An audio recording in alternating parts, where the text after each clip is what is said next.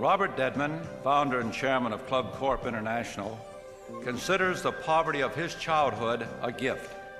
As he recalls it, it encouraged him to want to do something. That call to action was an understatement.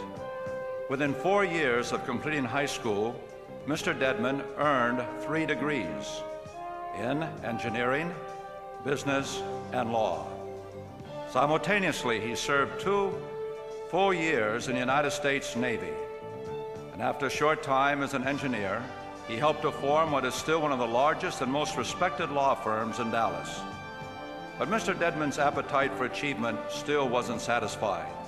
At the age of 31, he struck upon the idea of owning and operating private clubs.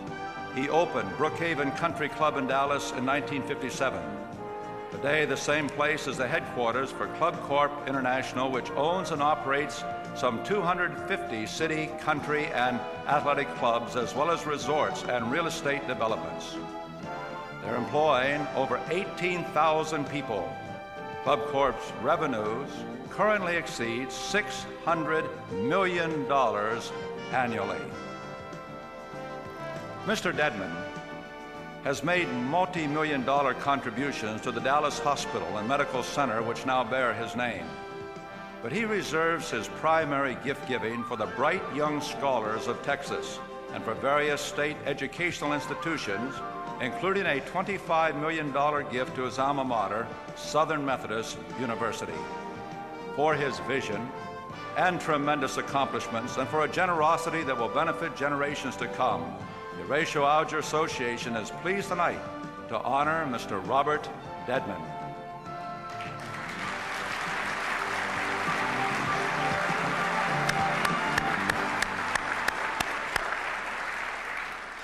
Our president and his fellow Texan, W.W. Foots Clements, of the class of 1980, will present the Horatio Alger Award to Robert Dedman.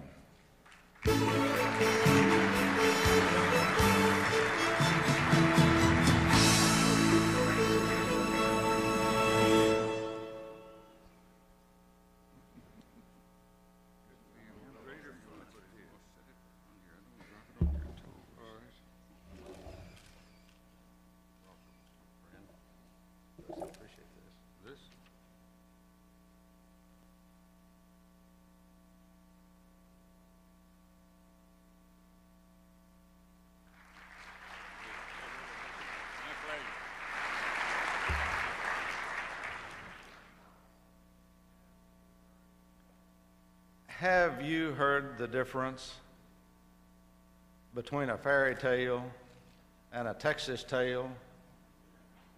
A fairy tale commences once upon a time, and a Texas tale commences, now you some bitches ain't gonna believe this.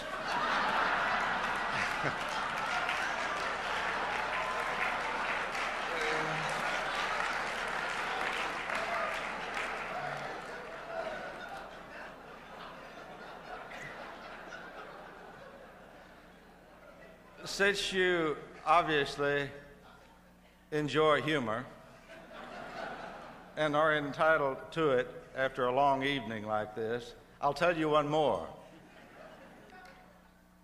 Jack says to Jill, Jill, I don't have a big house like J.B. Fuqua, but I do love you and I want to marry you. And I don't have a jet airplane and a yacht like J.B. Fuqua, but I do love you and I want to marry you. And Jill says back to Jack, Jack, I love you too, but tell me a little bit more about J.B. Fuqua.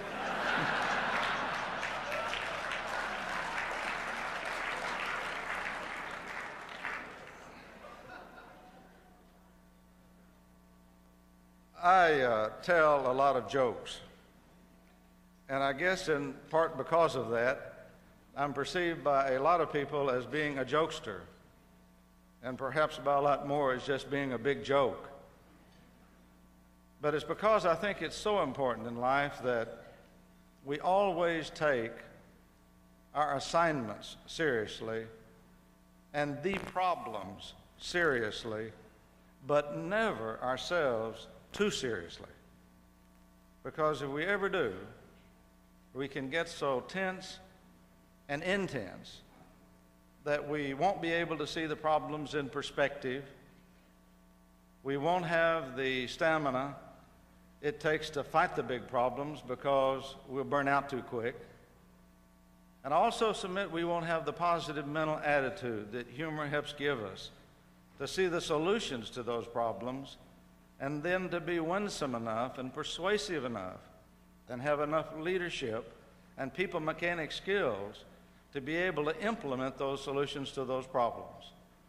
So I think it was a merciful God that gave us the gift of humor and laughter, because the more we laugh, the more we live. Also, I think humor and laughter is its own best example of another tremendously important attribute in life, and that is the attribute of sharing and giving. It makes a beautiful object lesson, because the more you give laughter to someone else, the more you have yourself.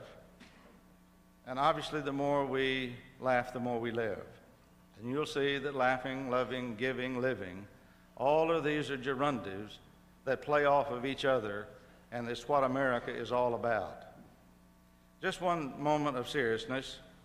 I was born to very poor but very proud parents back in Rising, Arkansas. They were the living incarnation of the term too poor to paint, but too proud to whitewash. They also had such a positive mental attitude that they felt that the best place to find a helping hand was at the end of your own arm. And when you think about it, poverty mixed with pride and a self-help attitude are the luckiest things that all of us have had working for us. And it's the essence of what America is all about.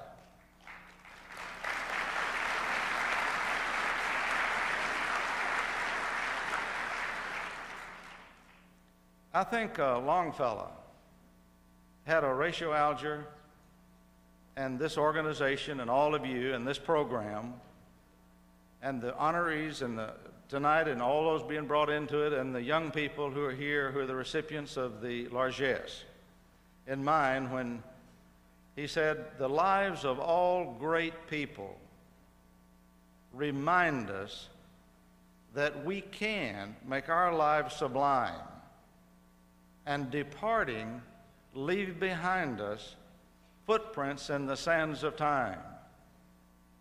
All of you in this Horatio Alger program who've been in it for some time, as honorees in past years, have left some incredible footprints in the sands of time through your careers, through your companies, through your lives, through your role modeling. And just think how thrilling it is to think of the millions of better footprints in the sands of time that these recipients, scholarship recipients down here, are going to make through themselves and the people they impact over the next generations because of your largesse and your role modeling. I think you should be proud of yourselves. I'm very flattered and proud to join with you, and I'm flattered with your kind eyes. Thank you, thank you, thank you.